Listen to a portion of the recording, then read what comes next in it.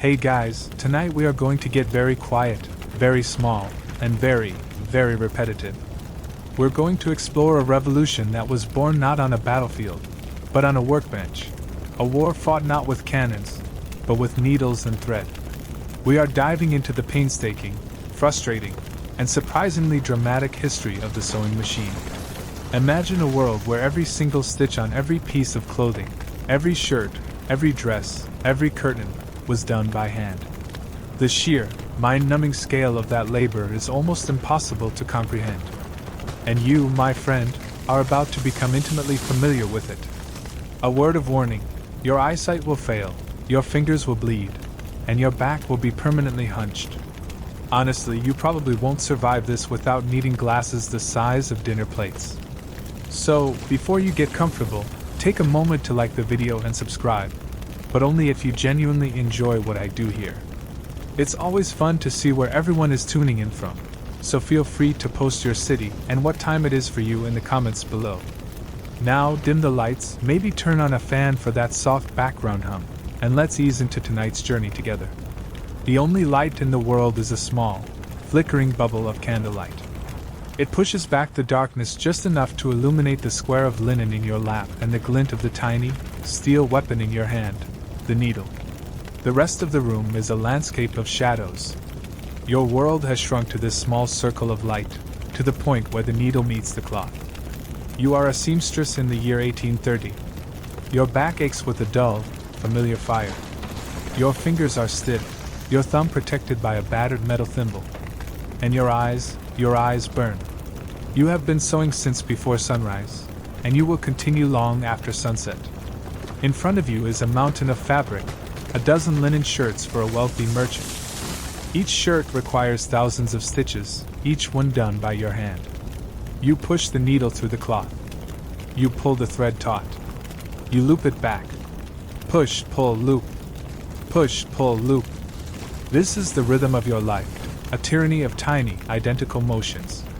The only sound is the soft shiss of the thread passing through the fabric, a sound that is so constant it has become a form of silence. Your thoughts drift, not into pleasant daydreams, but into numb calculations. How many more stitches to finish this seam? How many seams to finish this shirt? How many shirts to earn enough for this week's rent and a loaf of bread? You're paid by the piece, which is a clever 19th century way of saying you're paid in disappointment. This is the reality of the pre-industrial world. Clothing was, until this point, an incredibly valuable commodity, precisely because it was so laborious to create. It is a mainstream historical fact that a simple gentleman's shirt could take a skilled seamstress around 14 hours of continuous work to complete. A more complex dress, with its pleats, ruffles, and linings, could take well over 100 hours. Every single item of clothing was a monument to human patience. You hold up the needle to the candlelight. It is a precious thing. Before the 18th century, high-quality steel needles were expensive imports, treasured and guarded. Now, thanks to new manufacturing methods in places like Redditch, England, they are more common, but a good needle is still the key to your livelihood. This is a quirky little tidbit of your world. A seamstress would develop an almost personal relationship with her needles. You'd know which one was best for fine silk, which for rough wool. Losing a favorite needle was a minor domestic tragedy. You push on, the pile of finished sleeves growing slowly, agonizingly on your right. The shirt you are making must be perfect. The stitches must be small, even, and straight. Your work will be judged, and your pay docked for any imperfection. You are, in a sense, a machine.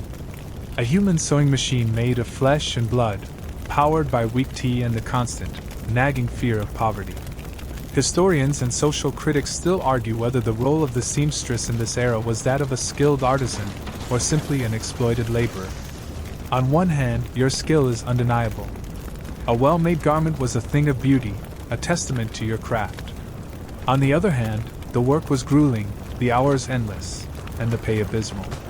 You exist in a strange limbo between artistry and oppression.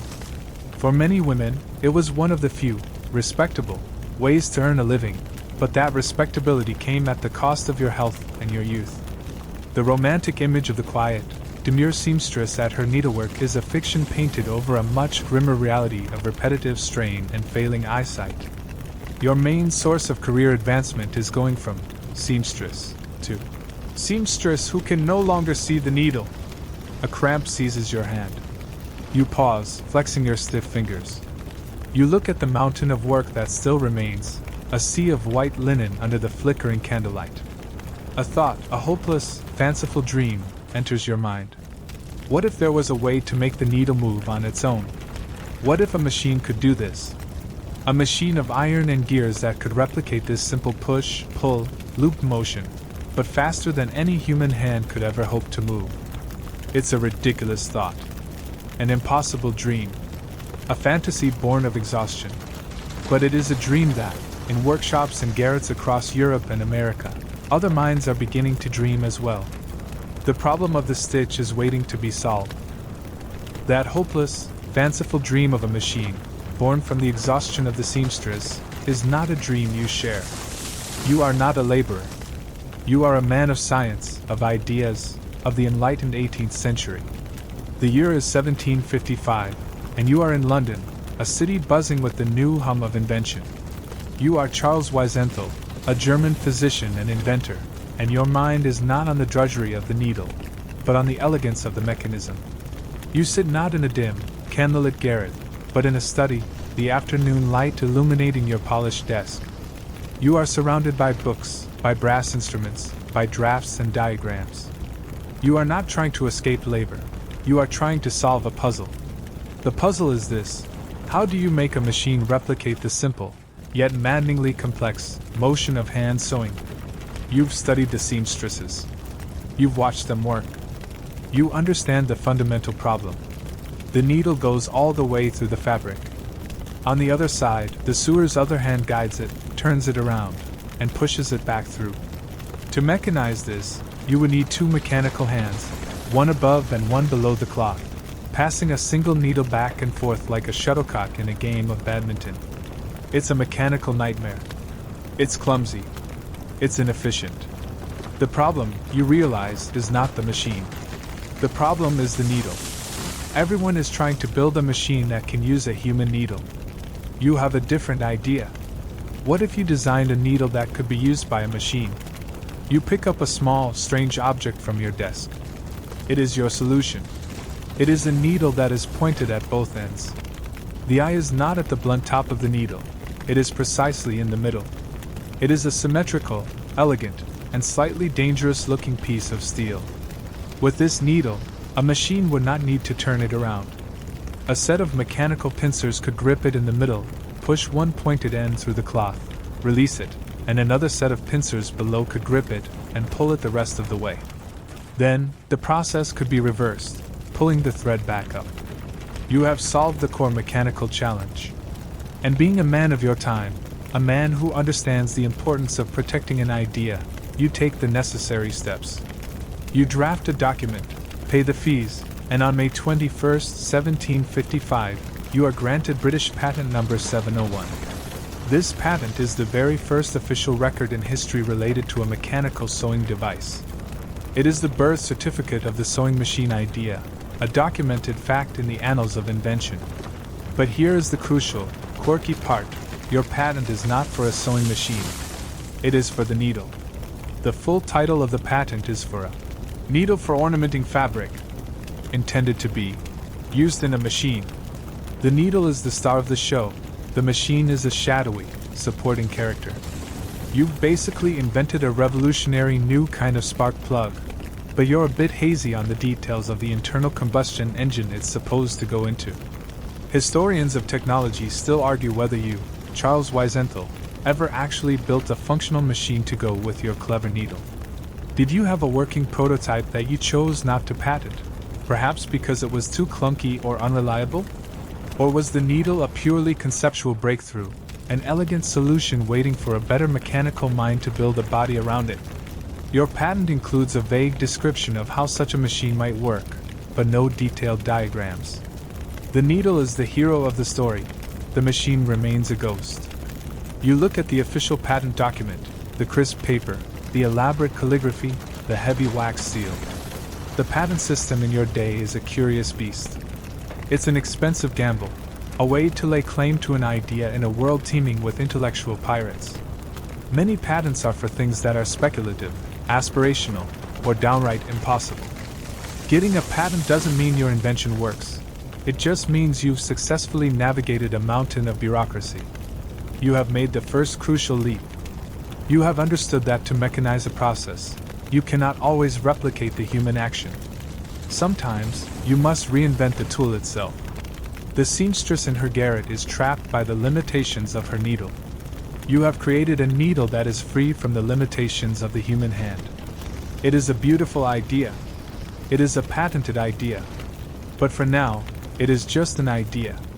Your two-pointed needle will not sew any shirts. It will not ease the burden of any seamstress. It will sit in your study, a small, sharp, prophetic piece of steel. It is a key for a lock that has not yet been invented. But the seed has been planted. The problem has been redefined. The long, slow journey towards a practical sewing machine has officially and legally begun. Charles Weisenthal's two-pointed needle is a brilliant, lonely flash of inspiration. It is a key without a lock. For decades, the idea of a sewing machine slumbers, a forgotten patent gathering dust in a government office. The world is too busy with other revolutions, in America, in France. But the problem of the stitch remains, a constant, nagging challenge in a world that is rapidly mechanizing everything else, from spinning yarn to weaving cloth. The year is now 1790. You are in London, a city that is the beating heart of the Industrial Revolution. You are not a physician or a man of high science. You are Thomas Saint, a cabinet maker. Your world is one of wood, of varnish, of precisely cut joints and inlaid veneers. You are a craftsman, a practical man who understands how gears and levers and cams work together to create a functional whole. And you have a secret obsession. In the evenings, after a long day of building elegant furniture for the wealthy, you retreat to your workshop. But you are not designing a new wardrobe or a chest of drawers. You are hunched over a drafting table, sketching a machine to sew leather. Your approach is completely different from Weisenthal's. He tried to replicate the hand-sewing motion. You abandon it entirely. You are not trying to make a machine that sews like a person. You are trying to create a new kind of stitch, a stitch that is native to a machine. The stitch you devise is called the chain stitch. It's a beautifully simple, if slightly flawed, concept. It uses only one thread. A needle, with its eye near the point, pushes a loop of thread through the material. Before the needle pulls back out, a small, forked looper device underneath catches the loop. The fabric then moves forward one stitch length. When the needle comes down again, it passes through the loop it just made, creating a new loop, which is then caught by the looper. The result is a series of interconnected loops on the underside of the fabric, resembling a chain. Having designed the stitch, you now design the machine to make it. And this is where your cabinet maker's mind shines. Your design is incredibly detailed. You sketch out every component. There is an overhanging arm, a needle bar, a feed mechanism to move the fabric forward, and even a tensioning system for the thread. Your design calls for an awl to pre-punch a hole in the leather, making it easier for the needle to pass through. It is all powered by a hand crank. It is, on paper, the most comprehensive and plausible design for a sewing machine the world has ever seen. Like Weisenthal, you are a savvy man. You know the value of a patent. On June 29, 1790, you are granted British Patent Number 17644. An entire new method of making and completing shoes, boots, spatterdashes, clogs, and other articles, by means of tools and machines also invented by me for that purpose. The patent for Thomas Saint's machine is one of the most famous and foundational documents in the history of sewing. It is the first truly detailed, holistic design for a sewing machine. But here is where the story takes a frustrating and mysterious turn. After filing the patent, you, Thomas Saint, apparently do nothing. You never build the machine. You never advertise it.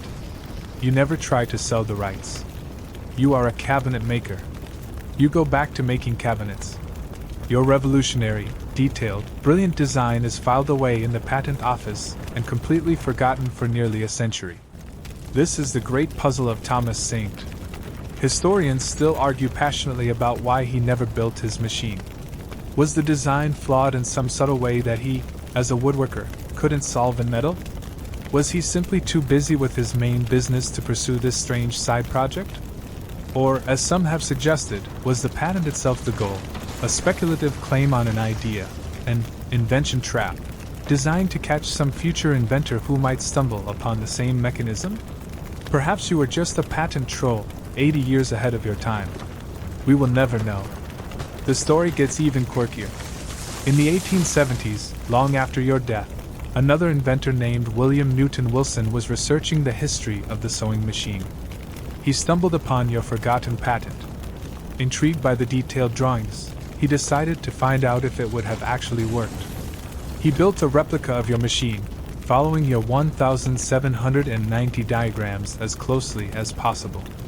He discovered that it almost worked. Your design was ingenious, but it had a few minor flaws that would have prevented it from sewing continuously.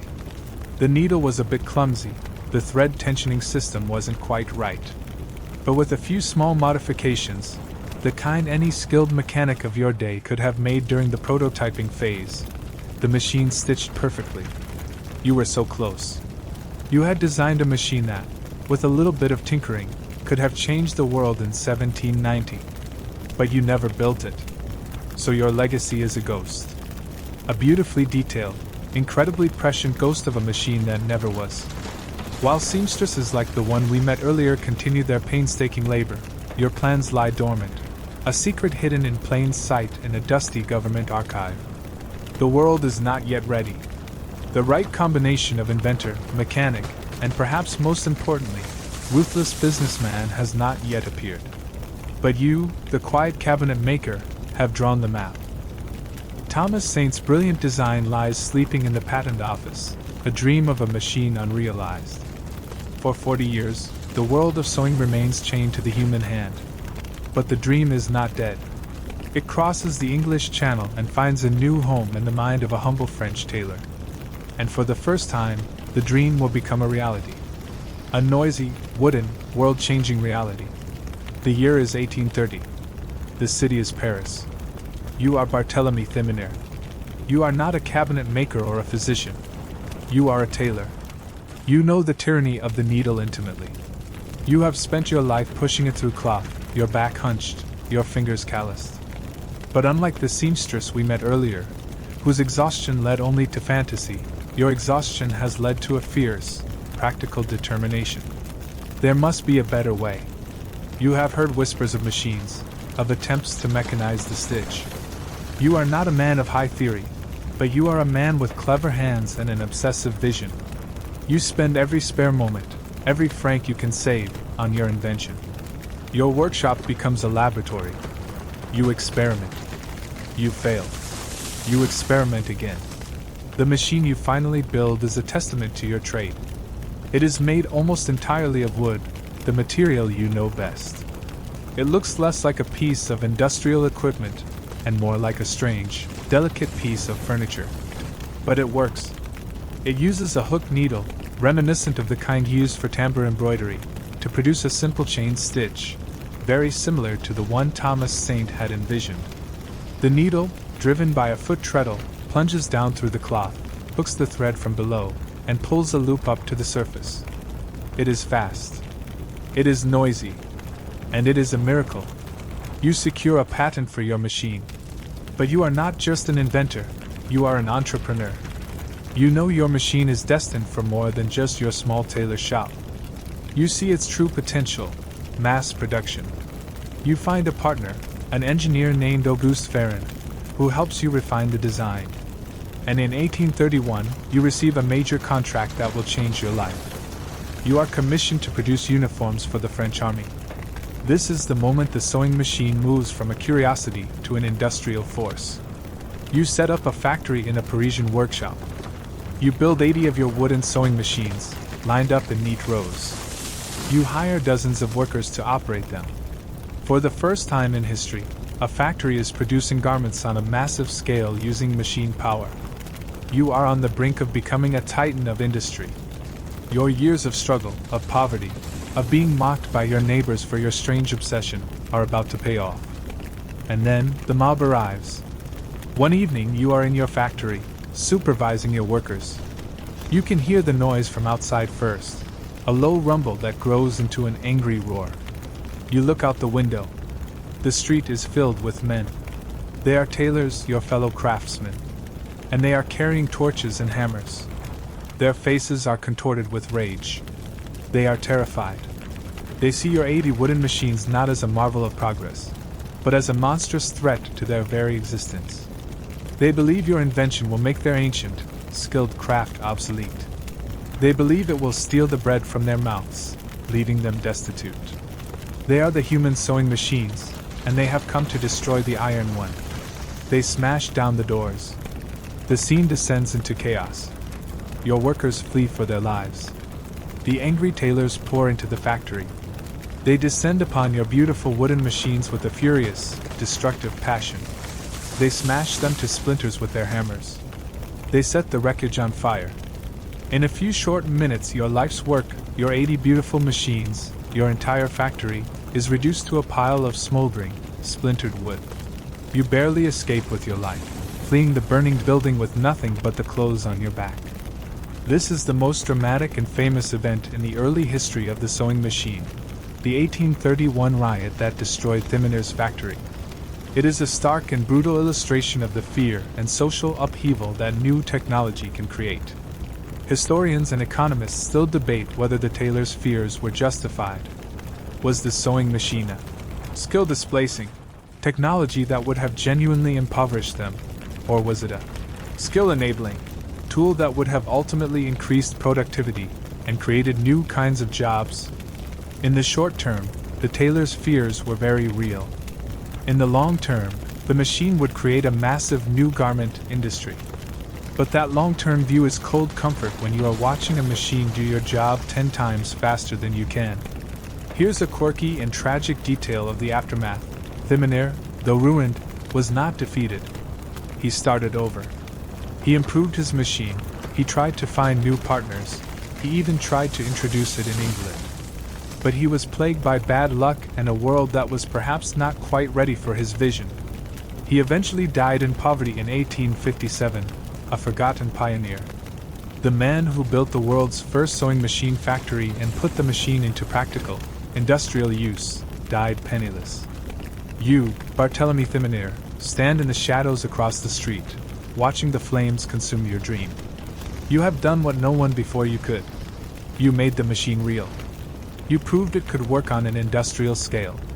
And your reward is to be hunted, to be ruined, to see your genius shattered by the very people you believed you were helping. Your story is a tragedy, but it is also a vital turning point. You have proven the machine is possible. And now, the idea and the battle will cross the Atlantic. The ashes of Barthélemy Thiminer's factory in Paris serve as a grim warning. The sewing machine is not just a mechanical puzzle, it is a social firestarter. The action now moves across the ocean to America, a nation brimming with a restless, practical, and often ruthless inventive spirit. Here, the focus is less on the grand industrial scale and more on the intimate mechanics of the stitch itself. You are in New York City in the early 1830s. You are Walter Hunt, a prolific and brilliant, if perpetually disorganized, inventor. Your mind is a whirlwind of ideas. You are a mechanical genius, a man who sees problems and immediately starts sketching solutions in his head. You've already invented a new kind of flax spinning machine, a terrifyingly effective street sweeping machine, and even a safety pin, which you famously invented to pay off a $15 debt. You are a fountain of ingenuity. Your problem is not a lack of ideas, but a lack of focus. One day, a client comes to you with a challenge. He wants a machine that can sew. You have never thought about it before, but the mechanical puzzle intrigues you. You dismiss the chain stitch of the French machine. You know its fatal flaw. A single broken thread, and the entire seam can unravel with a single pull. It's the Achilles heel of knitwear, and you want no part of it. You want a stitch that is strong, secure, a stitch that locks. You retreat to your workshop. You are not trying to mechanize the human hand. You are not trying to perfect the chain stitch. You are trying to invent a whole new way for two threads to interact. Your breakthrough comes when you realize you need two separate sources of thread. You design a machine with a curved, eye-pointed needle that works from above. This needle doesn't pass all the way through the fabric. It just pushes a loop of the upper thread through to the other side. But here is your genius. Waiting below the cloth is a second thread, wound on a small, moving shuttle. This shuttle is designed to slide back and forth on a little track. As the needle brings down the loop of upper thread, the shuttle slides through the loop, carrying the lower thread with it. The needle then pulls back up, and the two threads are pulled tight, creating a single, strong, secure lock stitch. You have invented the lock stitch. This is the single most important and enduring stitch in the history of the sewing machine. It is the same stitch used by almost every single domestic and industrial sewing machine today. It is strong, it is reliable, and it does not unravel. You have solved the fundamental problem of mechanical sewing in a way that will stand for centuries. Around 1834, you build a working prototype. It is a rough, unpolished machine, but it sews. It creates a neat, strong seam of perfectly interlocked stitches. You have done it. You have created the first ever lock-stitch sewing machine. You are holding the key to a global industry, a machine that could change the world and make you fabulously wealthy. And what do? You lose interest. Your machine, while brilliant, is still a bit finicky. It can only sew a short, straight seam before the fabric needs to be reset. You are a man of 100 other ideas. A new kind of nail-making machine has caught your fancy. A self-closing inkwell. A better kind of ice plow for clearing the Hudson River. This sewing machine is just one of many projects. Your daughter gives you a piece of advice that will come to haunt you. She argues that a machine that sews so quickly will throw thousands of poor seamstresses out of work. It would be a social disaster. You, a man who is more of a humanist than a businessman, are troubled by this. You think of the riots in France. Do you really want to be responsible for that kind of upheaval? Between your guilt and your general lack of focus, you make a fateful decision. You never file a patent. You sell the machine for a small sum to a local blacksmith named George Arrowsmith, and you move on. You forget about it. Walter Hunt's failure to patent his revolutionary lock-stitch machine is one of the great what-ifs of industrial history. He held the winning lottery ticket and used it as a bookmark. Historians still debate Hunt's true motivations for abandoning his invention. Was he genuinely concerned about the social impact? A rare case of an inventor prioritizing ethics over profit? Or was he simply a terrible businessman who didn't recognize the staggering potential of what he had created, quickly moving on to the next, more exciting puzzle? Perhaps he simply knew the machine wasn't yet perfect and didn't have the patience to see it through its final, frustrating stages of development. Here's the quirky, tragic detail. Years later, after other inventors had reinvented the lock stitch and were making fortunes, Hunt realized his mistake. He tried to file a retroactive patent, claiming priority of invention. He even had the old machine rebuilt from memory. But it was too late. The courts ruled that by abandoning his invention for so long, he had forfeited his right to a patent. He had let the future slip through his fingers. So Walter Hunt, the brilliant, scatterbrained, and perhaps too conscientious inventor, fades from our story. He leaves behind him a ghost of a machine and a revolutionary idea, the lock stitch, that is now floating in the air, waiting for another, more persistent, and perhaps more ruthless mind to catch it. Walter Hunt's brilliant, unpatented lock-stitch machine is a ghost, a half-forgotten memory in a blacksmith's shop. The idea is potent, but it needs a new champion. The scene shifts to Boston in the 1840s, a city that is a crucible of abolitionist fervor, transcendentalist philosophy, and flinty Yankee ingenuity. And it is here that the sewing machine will be reborn, not in a flash of scattered genius, but through years of grinding, obsessive, single-minded toil. You are Elias Howe. You are the polar opposite of Walter Hunt. You are not a whirlwind of a dozen different ideas. You have only one idea, and it has taken over your life. It is your obsession, your torment, and your only hope. You are a struggling mechanic, a journeyman who makes a meager living repairing clocks and scientific instruments in a small Boston workshop. You are poor, you are often in ill health, and you have a family to support. The story goes that you overheard a conversation in the workshop one day. The owner was talking to another inventor, saying that the man who could invent a machine that could sew would be rich beyond his wildest dreams. The idea takes root in your mind. You watch your wife, late at night, straining her eyes as she does piecework sewing to make ends meet. You see the drudgery, the exhaustion. But you also see the money.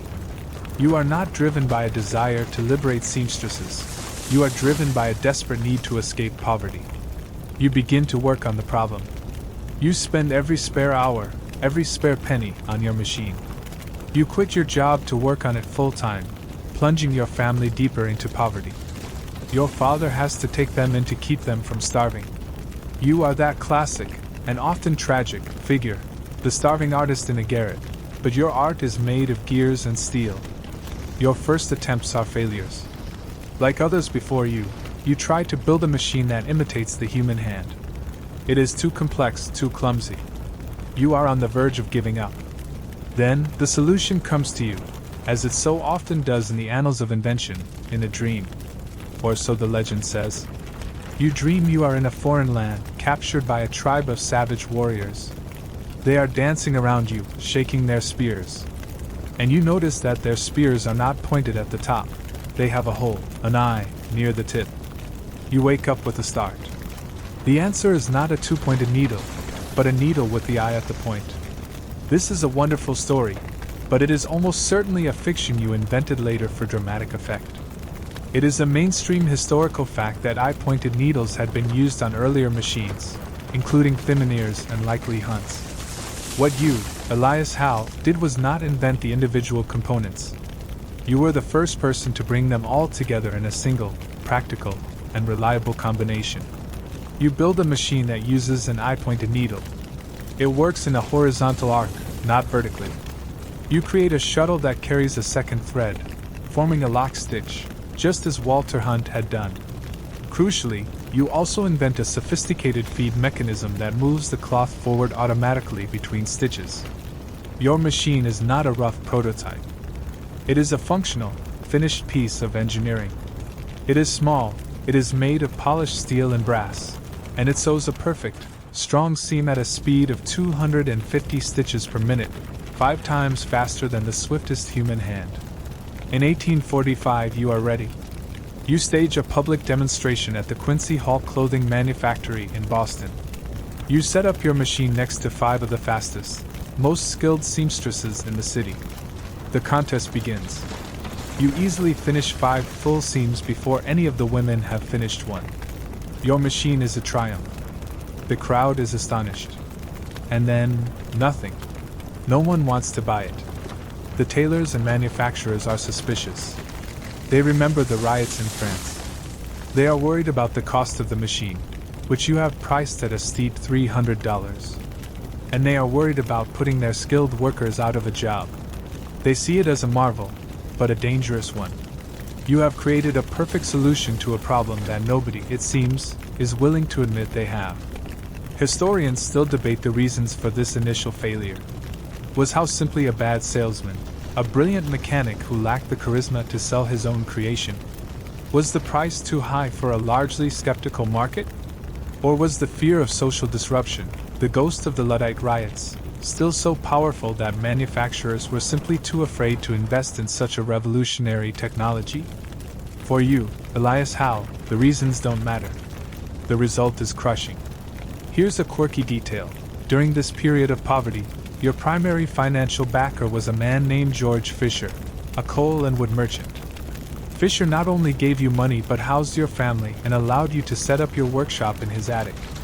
The first great American sewing machine was built with coal money, a fitting sponsorship from one engine of the Industrial Revolution to another.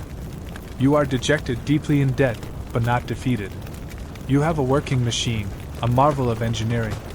You have a patent, granted in 1846, that will become one of the most important and valuable patents in American history. You have succeeded where all others have failed. You have built a reliable lock-stitch sewing machine. But your great invention sits idle in your workshop, a testament to your genius and, for now, a symbol of your spectacular failure to cash in on it. You have climbed the mountain, only to find the view is of a barren and indifferent landscape. Your triumph in Boston has turned to ash. You have a perfect machine and an ironclad patent, but you are still a poor mechanic. America, it seems, is not ready for your revolution. Disheartened but not defeated, you look for hope across the ocean.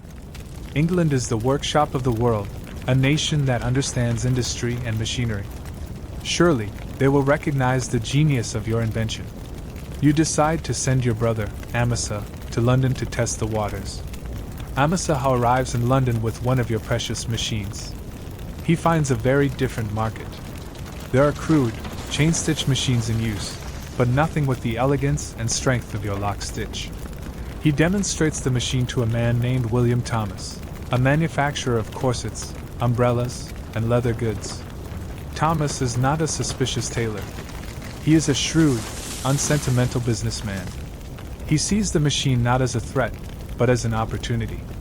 He immediately recognizes the superiority of the lock-stitch for his corsets. Thomas makes Amasa an offer. He will buy the British rights to your invention. He will pay you, Elias, a royalty on every machine sold in Great Britain. And he will hire you to come to London to work in his factory, adapting the machine specifically for the heavy work of corset making. The salary he offers is a modest £3 a week, but to a man on the brink of starvation, it sounds like a king's ransom. It is a lifeline, a glimmer of hope from across the sea. You pack your bags, sell some of your household goods to pay for the passage, and in 1847, you, your wife, and your 3 small children set sail for England. You arrive in London, the city of your dreams, ready to finally reap the rewards of your long struggle. The dream sours almost immediately. You arrive at William Thomas's factory in Cheapside. It is a grim, noisy place. And you quickly realize that William Thomas is a man who drives a very hard bargain. Your relationship with him, which began with such promise, deteriorates rapidly. You are no longer an independent inventor, you are his employee. He treats you not as a partner, but as a hired mechanic. You work for months, painstakingly adapting your machine to sew the stiff, heavy fabrics of his corsets. But when it comes to the royalties, Thomas becomes evasive. He sells a few machines, but he claims they are for his own use, not for sale, and therefore no royalties are due. The contract, you realize, was cleverly worded. You argue with him. The disagreements become bitter and frequent. The exact nature of the dispute between Elias Howe and William Thomas is a well-documented but still contentious part of sewing machine history. Howe claimed he was systematically cheated. Thomas claimed Howe was a difficult, argumentative, and unproductive employee. The situation becomes untenable. After months of acrimony, you quit, or are fired. You are now stranded in London, a city where you have no friends and no prospects. You are thousands of miles from home, with a family to support and no income. The hope that brought you to England has curdled into a nightmare of poverty and despair. You try to build another machine to raise some money, but you are desperately poor. You send your family home to America, promising to follow as soon as you can. You are now alone, living in a single, wretched room. The inventor of one of the 19th century's most important machines is reduced to pawning his clothes to buy food. Finally, you scrape together enough money to build one last machine. But you have no way to ship it home. In a final, desperate act, you are forced to pawn your precious prototype and your original patent papers for a pittance, just to pay for your own passage back to America. This is a quirky and profoundly sad moment. The inventor of the sewing machine, a machine that would generate hundreds of millions of dollars, had to sell his own creation to afford a steerage ticket on a ship. You land in New York in 1849 with 4 pence in your pocket, only to be met with the devastating news that your wife, who has been ill, is dying. You have to borrow money to travel to her bedside in Boston. You arrive just in time to see her one last time before she dies, her death no doubt hastened by the years of poverty and stress your obsession has caused.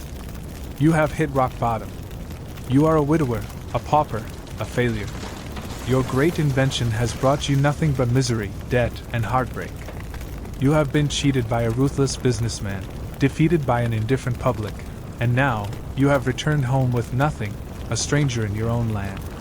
Historians still debate the what-ifs of this English chapter. What if Howe had found a more honest partner? Could the sewing machine revolution have started in London instead of new and honest partner? Could the sewing machine revolution have started in London instead of New York? What if he had stayed in America? But for you, Elias Howe, standing at your wife's graveside, these questions are meaningless. All you know is that the world has chewed you up and spit you out. But in the midst of your grief and despair, a tiny, hard kernel of anger and determination begins to form. You are not done fighting. The machine is yours. And you will make the world acknowledge it. You, Elias Howe, have returned from your disastrous English exile a broken man. You are a pauper and a widower. Your revolutionary machine sits in a London pawnshop, a monument to your failure. But as you slowly begin to piece your life back together, you discover something that transforms your grief into a cold, hard rage. While you were suffering in London, America has woken up. The sewing machine is no longer a curiosity.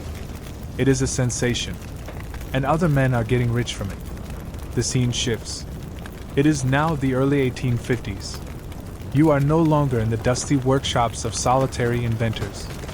You are in a bustling, crowded showroom in New York City. The air is electric with excitement.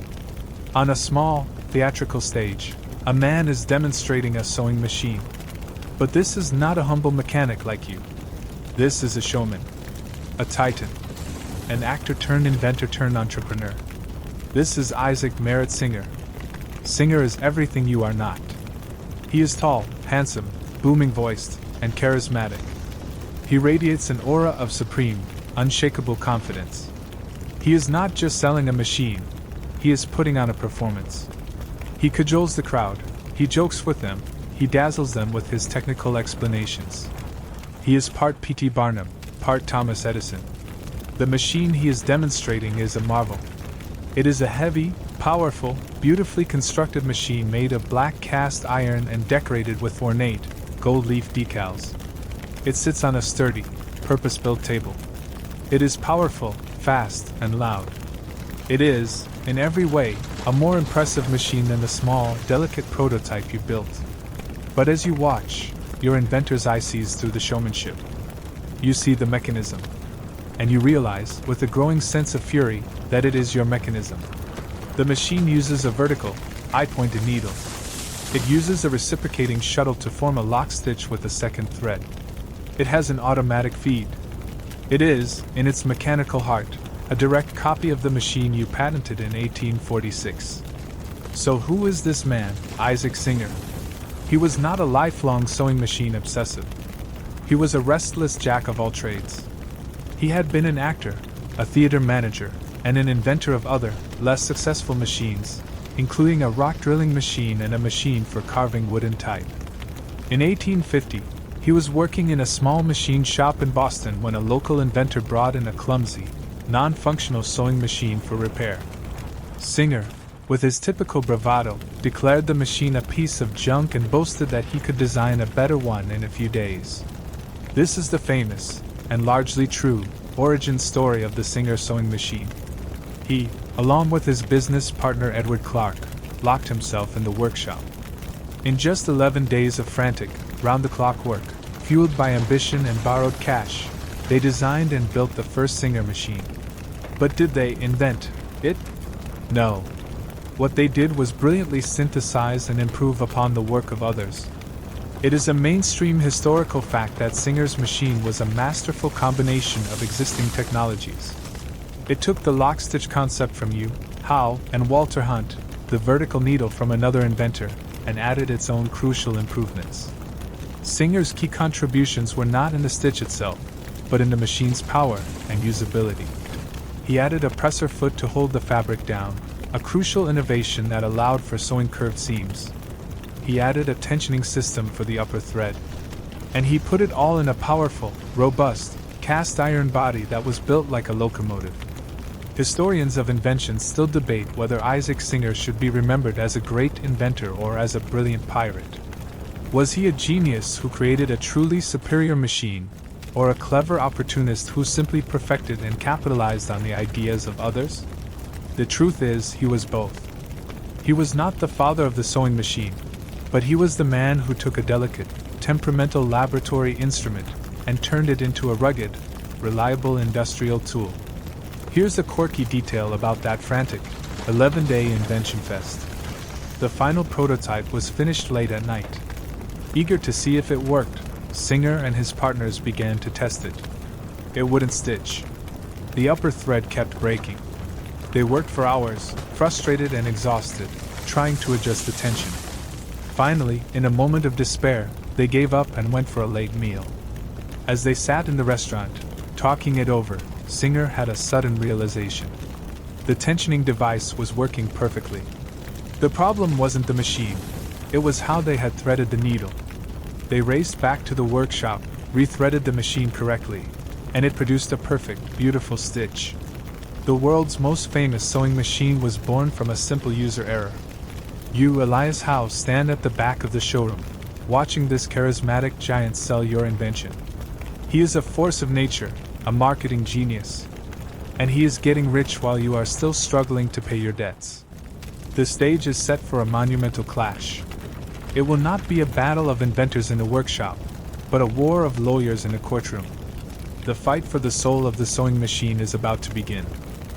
The rage you feel watching Isaac Singer perform is a cold, hard thing. He is a master showman, a brilliant engineer, and a charismatic salesman.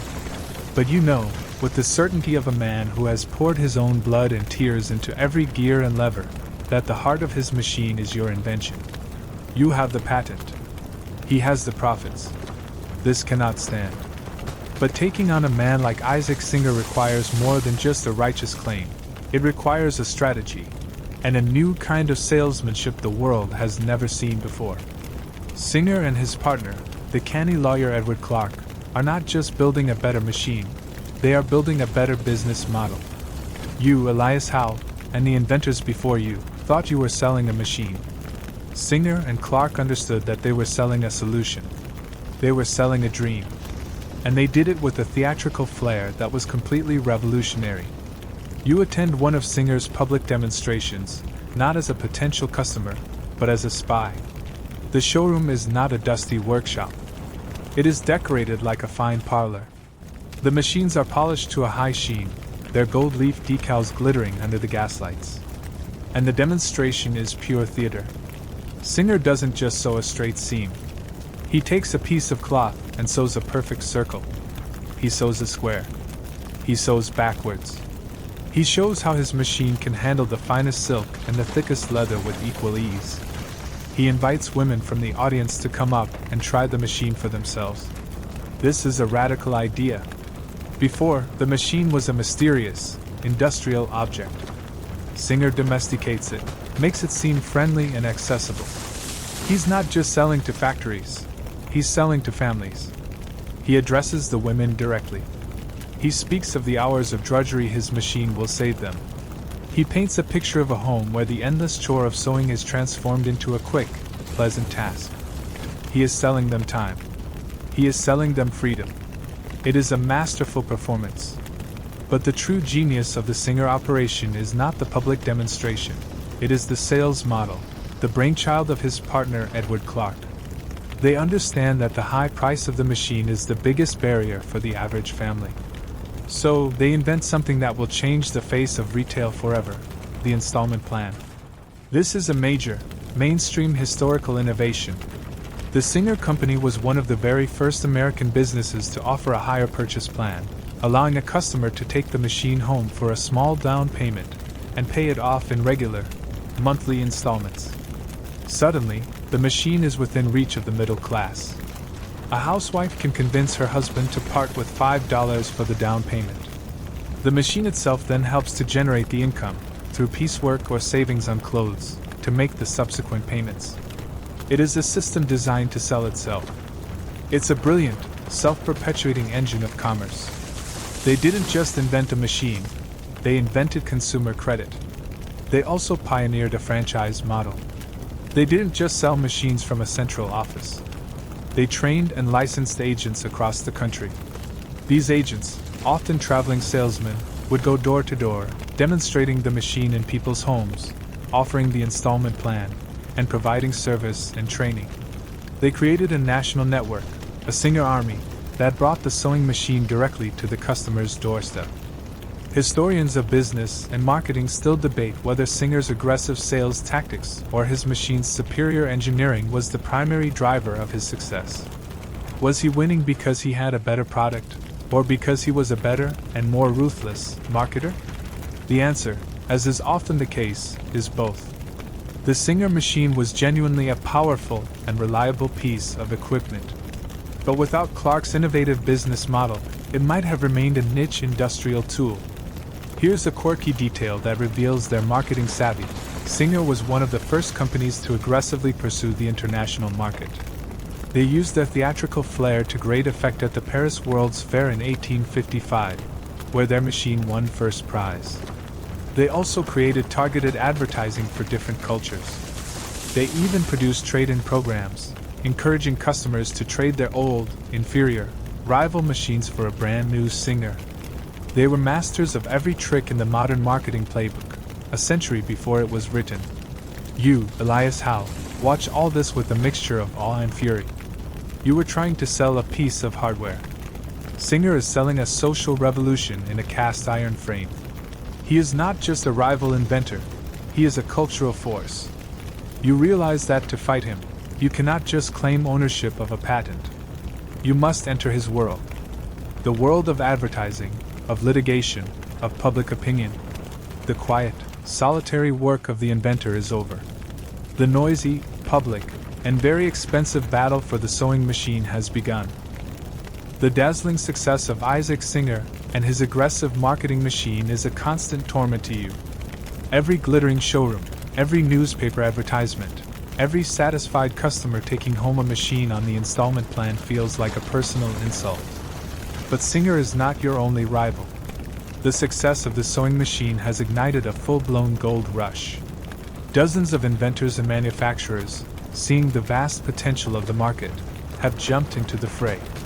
The late 1850s becomes a period of such intense, chaotic, and vicious competition that it will go down in history as the sewing machine war. You are no longer a solitary inventor. You are a general in a war fought not with soldiers, but with patents, lawyers, and public accusations. The battlefields are the courtroom and the front pages of the newspapers. And the fighting is dirty. You, Elias Howe, finally have the financial backing to pursue your claim. You have found a lawyer who believes in the strength of your 1846 patent, and you begin to sue. You sue Isaac Singer. You sue a man named Wheeler Wilson, who has invented his own brilliant rotary hook machine. You sue Grover and Baker, another major competitor. You sue everyone who is making a machine that uses a lock stitch formed by an eye-pointed needle and a shuttle. In other words, you sue the entire industry. Your claim is simple. They are all infringing on your patent. You are the true and original inventor of the fundamental technology that makes their machines work. The other manufacturers respond with a furious barrage of their own. They countersue. They hire their own armies of lawyers. They launch public relations campaigns to discredit you. This period of intense litigation is a well-documented and crucial chapter in American industrial history. It was a legal quagmire that threatened to bankrupt everyone involved and bring the entire burgeoning industry to a screeching halt. Isaac Singer, with his typical bravado, decides to fight you head-on. His legal strategy is to prove that you were not the original inventor. He argues that your patent should be nullified because the lock stitch was actually invented years earlier by the forgotten genius, Walter Hunt. Singer's lawyers track down Hunt, now an old man, and bring him to testify. They even rebuild his old 1834 machine and demonstrate that it works. For a moment, it looks like you might lose. Hunt's claim is compelling. But your lawyers have a powerful counter-argument. They argue that even if Hunt did invent it first, he abandoned his invention. He never patented it, never manufactured it, never brought it to the public. He let it die. You, Elias Howe, were the one who perfected it, patented it, and fought to bring it to the world. The court agrees. They rule that Hunt, by abandoning his invention, has forfeited his claim. Your patent is upheld. This legal victory is a massive turning point. The court has declared you the king. Now, anyone who wants to manufacture a lock-stitch sewing machine in the United States has to pay you a royalty. Not just a small fee, but a hefty $25 for every single machine sold. The other manufacturers are in an impossible position. They are all suing each other over various smaller patents for improvements. A new feed mechanism here, a better shuttle there, and now they all have to pay you, the man they tried to ignore. The war has reached a stalemate of mutual destruction. Everyone is spending more money on lawyers than on research and development. The patent office is overwhelmed. The public is confused by the competing claims. Historians and legal scholars still debate the true winner of the sewing machine war. Was it Howe, who finally achieved his legal and financial vindication? Was it Singer, whose company, despite the legal battles, continued to dominate the market through sheer manufacturing and marketing might? Or was it the lawyers, who were arguably the only ones making a consistent profit during this period? Here's a quirky and revealing anecdote from the height of the war. The newspapers were filled with advertisements that were less about selling a product and more about attacking a competitor. One company might run an ad warning the public not to buy a rival's machine because it was subject to a lawsuit, and the buyer might be held liable for patent infringement. Another would run an ad claiming their stitch was superior and that a rival's stitch would unravel and cause the most embarrassing accidents. It was a campaign of fear, uncertainty, and doubt played out in the daily papers. The situation has become absurd. The war is costing everyone a fortune and choking the life out of the industry. Something has to give. It is at this moment that a man named Orlando B. Potter, the president of the Grover and Baker Company, has a brilliant idea. He has seen enough fighting. He proposes peace. He suggests that the major players, you, Singer, Wheeler Wilson, and his own company, stop fighting each other and start cooperating. He proposes a truce, a combination, that will change the face of American industry forever. The war is unwinnable. You are all trapped in a legal briar patch of your own making. The air in the sewing machine industry is thick with the dust of old legal precedents and the bitter scent of lawyers' fees. Every dollar earned from selling a machine is another dollar spent suing a rival who sold a machine. The great engine of progress you all helped to build has sputtered to a halt, choked by its own success. The public is confused, the inventors are exhausted, and the only people smiling are the attorneys. It is at this moment of perfect, destructive equilibrium that a voice of reason emerges. It comes from Orlando B. Potter, the pragmatic president of the Grover and Baker Sewing Machine Company. He looks at the landscape of mutual destruction and proposes something radical. He proposes peace. He invites the warring kings to a summit. Imagine the scene. A tense meeting in a stuffy law office in Albany, New York, in 1856. You are all there, the titans of the industry, gathered around a single table. There is Isaac Singer, the charismatic, flamboyant showman, forced to sit and negotiate with his rivals. There is a representative from the Wheeler and Wilson Company, creators of an elegant and popular rotary hook machine. There is Potter himself, the calm, rational peacemaker. And there is you, Elias Howe, the man who started it all. You are no longer the starving mechanic. You are the holder of the master patent, the man with the legal sword of Damocles hanging over everyone's head. The animosity in the room is so thick you could stitch it. Potter lays out his plan. He argues that this war is folly. It is enriching the lawyers and impoverishing the inventors. He proposes that you stop trying to destroy each other and instead join forces. He suggests you create a combination, or a trust. You will pool your most important patents together. The idea is breathtaking in its audacity. Instead of suing each other for infringing on patents, you will all agree to cross-license your technologies. Singer has the best tensioning system. Wheeler and Wilson have a superior feed mechanism. Grover and Baker have their own unique stitch patents. And you, Elias Howe, have the foundational patent for the lock stitch itself. Under Potter's plan, any member of the combination could use any of these pooled patents. In exchange for this technological truce, every company that joins the combination, and any other manufacturer wanting to license the technology, will pay a fee of $15 for every single machine they sell. This fee will go into a central fund. And here is the masterstroke, the part that makes the whole deal possible. A huge portion of that fund will go directly to you. Of the $15 fee, a full $5, 1/3 of the total, is designated for Elias Howe. It is the price of peace. It is the tribute everyone must pay to the original king. You will agree to stop suing everyone, and in return, you will become fantastically, unimaginably wealthy. This agreement, known as the sewing machine combination or the Albany Agreement, was the first great patent pool in American history. It was a revolutionary business innovation that would become a model for future industries, from automobiles to aircraft to radio. It was a new answer to the problem of complex, overlapping technologies. The deal is struck. The war is over.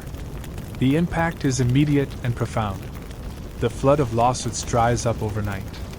The companies can now focus their energy and capital on what they do best, building and selling machines. They are free to innovate, to improve their designs by incorporating the best ideas from their former rivals. The quality of sewing machines improves dramatically. The industry, freed from its legal shackles, explodes. And you, Elias Howe? After a lifetime of struggle, your vindication is absolute. The royalty checks begin to pour in. First thousands, then tens of thousands, then hundreds of thousands of dollars. At the peak of the combination's power, your income is said to have reached over $4,000 a day, an astronomical sum for the era. The man who pawned his invention to buy a ticket home is now one of the richest men in America. You have your revenge, not in a fiery courtroom battle, but in the quiet, steady accumulation of immense wealth. Historians and economists still argue whether the sewing machine combination was a progressive act of industrial statesmanship that saved a vital industry from self-destruction, or the creation of the first great monopolistic trust, a cartel designed to fix prices and squeeze out smaller competitors. On one hand, it stabilized the industry and fostered a period of rapid technological improvement. On the other, it created a powerful, closed circle that controlled the entire market. Here's a quirky tidbit that demonstrates its power. To build a sewing machine in America after 1856, you had to get a license from the combination. Dozens of smaller companies were forced to pay the licensing fee, effectively paying tribute to the Big Four. The combination held absolute power over the industry for the entire life of your original patent, which expired in 1867. The piece you all created was a prosperous one, but it was a piece dictated entirely on your terms. The sewing machine combination has ended the war. Peace reigns over the industry, and a river of gold flows into the coffers of the major players. The machines, now better and more reliable than ever, are being produced in staggering numbers. But so far, the revolution has been a largely industrial one. The machine has transformed the factory, the workshop, and the production of military uniforms. Its next, and perhaps most profound, journey is into a new territory, the home. You are no longer an inventor or a tycoon. You are a middle-class housewife in the 1860s, living in a small but comfortable home in a growing American city. Your life, like that of your mother and grandmother before you, is defined by a mountain of sewing. You are not a professional seamstress, but a domestic one, and the task is no less grueling. You must make and mend all the clothing for your husband and your children. You must produce the household linens, the sheets, the towels, the curtains. The needle is your constant, demanding companion. The work is not just laborious, it is a mark of your domestic virtue. A woman's skill with a needle was seen as a direct reflection of her competence as a wife and mother. A home with neatly stitched clothes and well-mended linens was a sign of a well-run, moral household. Your family's respectability is literally held together by your stitches. Then, one day, the agent arrives. He is a traveling salesman from the Singer or Wheeler and Wilson Company. He comes to your door with a heavy wooden crate. He is charming and persuasive. He uncrates the machine in your parlor. It is a thing of beauty and power, a gleaming black enameled and gold-leafed beast that seems both intimidating and magical. He demonstrates its speed, its perfect, even stitches. He talks of the hours it will save, the freedom it will provide. And he offers you the magic words, the installment plan. $5 down, and the revolution can be yours. You are hesitant. The machine is expensive. It is loud. It is a piece of industrial equipment in the heart of your domestic sanctuary. But the promise is too great to ignore. The dream of conquering that endless mountain of sewing is a powerful one. You sign the papers. The machine is now yours. Its arrival changes the rhythm of your home. At first, it is a strange, foreign object. You must learn its quirks, how to thread its needle, how to oil its gears.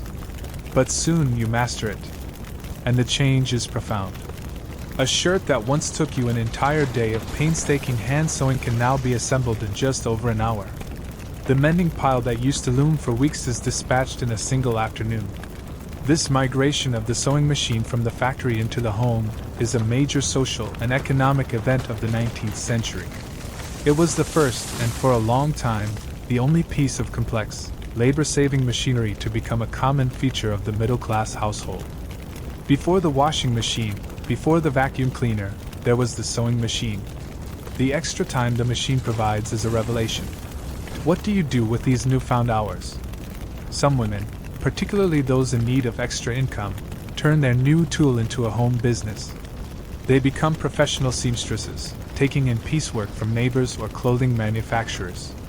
The machine allows them to produce more, faster, giving them a new level of economic agency. The machine is not just a time saver, it is an income generator. For other women, the saved time is channeled into other domestic pursuits. It allows for more elaborate cooking, more meticulous cleaning, or more time spent on them.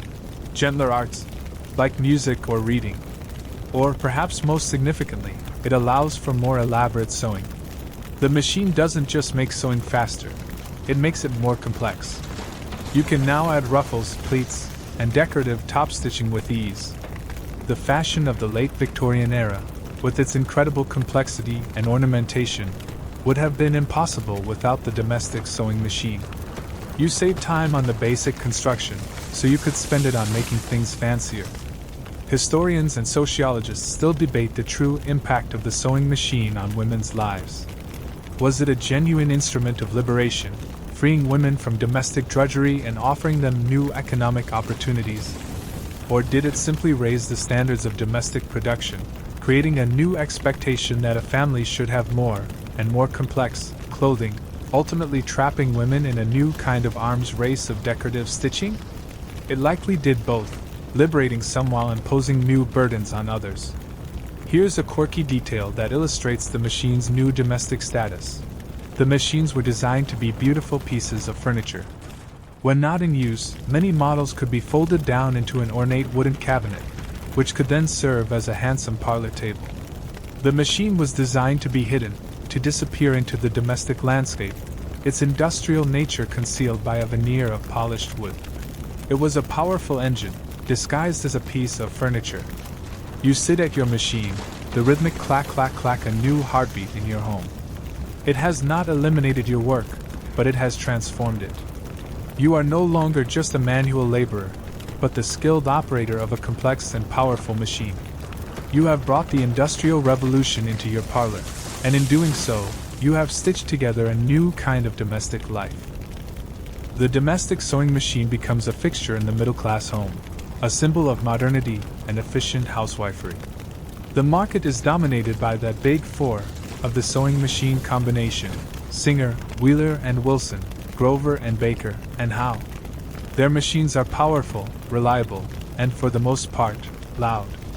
They are heavy, cast-iron beasts, industrial engines shrunk down for the parlor. But the world of invention is never static. As the giants battle for market share with aggressive sales tactics, a new challenger appears, focusing not on brute force, but on quiet elegance and mechanical beauty. You are no longer a housewife. You are an engineer with an appreciation for fine machinery. And you have just seen a machine that has taken your breath away. It is a Wilcox and Gibbs sewing machine. In a world of heavy, noisy, lock-stitch machines, the Wilcox and Gibbs is a complete outlier. It doesn't make a lock stitch at all. It makes a chain stitch. You remember the chain stitch, the single thread stitch of the early French machines, the stitch that was abandoned by most major manufacturers because of its tendency to unravel. But the inventor, a brilliant mechanic from Virginia named James E. Gibbs, has perfected it. Gibbs, a farmer and amateur inventor, had seen a woodcut of a Grover and Baker machine and, without understanding the underlying mechanism, became obsessed with creating a simpler, better alternative. He whittled his first models from wood. He eventually partnered with a man named James Wilcox, and in 1857 they introduced their machine to the world. You sit down at one.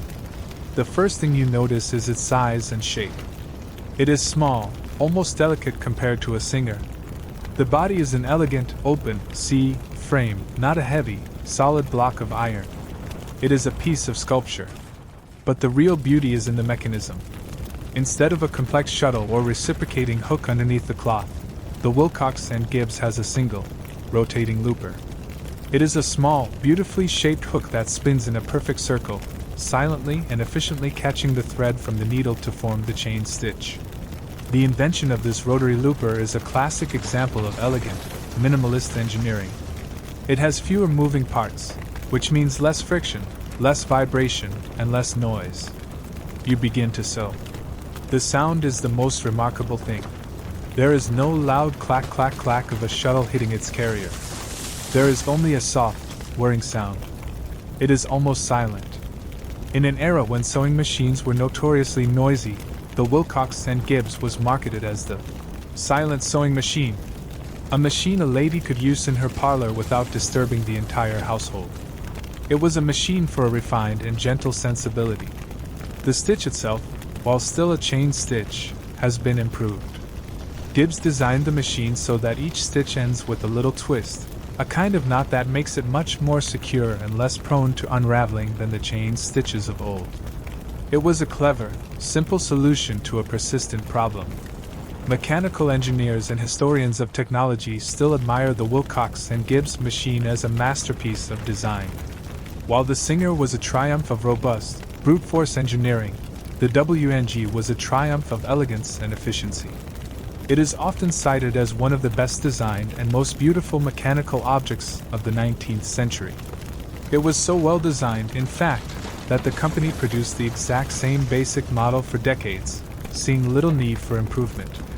Here's a quirky detail that speaks to its user-friendly design. The Wilcox and Gibbs company pioneered the use of a comprehensive, illustrated instruction manual. While other companies relied on traveling agents to teach customers how to use their complex machines, WNG created a manual so clear and simple that almost anyone could teach themselves. They also offered a lifetime guarantee, so confident were they in the quality and durability of their elegant machine. They weren't just selling a machine, they were selling a user experience. So why didn't the Wilcox and Gibbs, with its quiet operation and elegant design, conquer the world? The lock stitch had already won the war for public opinion. It was perceived, correctly, as being stronger and more versatile. The chain stitch, no matter how improved, was still seen as inferior, suitable for light domestic sewing and embroidery but not for heavy-duty work. The Wilcox and Gibbs found its niche as a beloved machine for the home seamstress who valued quiet and beauty, but it could never challenge the industrial dominance of the lock stitch. You finish your seam on the silent machine. It is a profoundly different experience from using a Singer. It feels less like operating a piece of factory equipment, and more like collaborating with a clever, quiet friend. It is a reminder that in the world of invention, there is often more than one right answer, and that sometimes, the most elegant solutions are not the ones that make the most noise. The Wilcox and Gibbs machine offers a quiet, elegant alternative, a peaceful stream running alongside the thundering river of the lock-stitch industry. But the main river is about to be flooded. The sewing machine, which has already transformed the domestic parlor and the commercial workshop, is about to be conscripted. It is about to go to war. The year is 1861. The cannons have fired on Fort Sumter. The American Civil War has begun. The nation is split in two, and both the Union and the Confederacy are faced with a logistical nightmare of unprecedented scale: how to clothe an army. Millions of men are being mobilized, and they all need uniforms. They need shirts, trousers, coats, and caps. And they need them now. You are a quartermaster for the Union Army, stationed in a massive warehouse in Philadelphia or New York.